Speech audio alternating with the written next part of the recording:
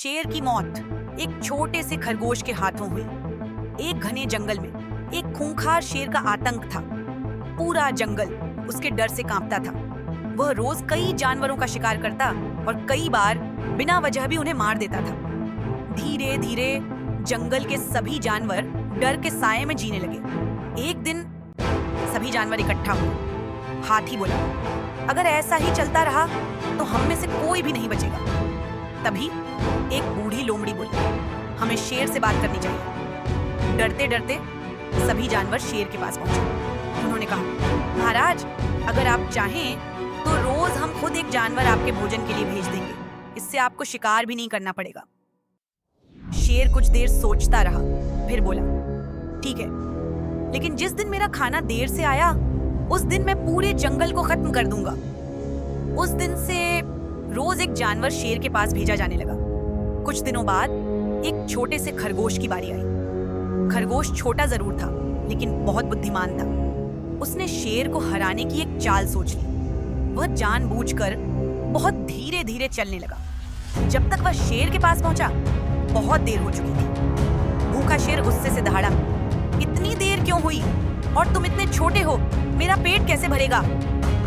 खरगोश डरने का नाटक करते हुए बोला, महाराज, गलती मेरी नहीं है। आज आपके लिए 6 खरगोश भेजे गए थे, लेकिन रास्ते में एक दूसरे शेर ने हमें रोक लिया। शेर गुस्से में गरजा, दूसरा शेर मेरे जंगल में?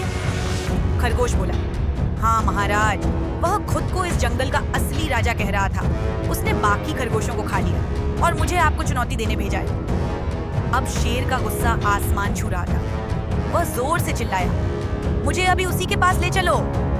खरगोश शेर को जंगल के बीच एक पुराने कुएं के पास ले गया।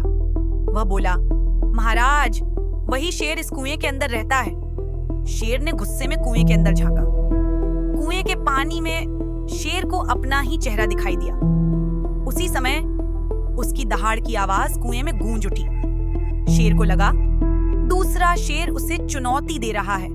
शेर अब इतना गुस्से में था कि बिना सोचे समझे सीधे कुएं में कूद पड़ा।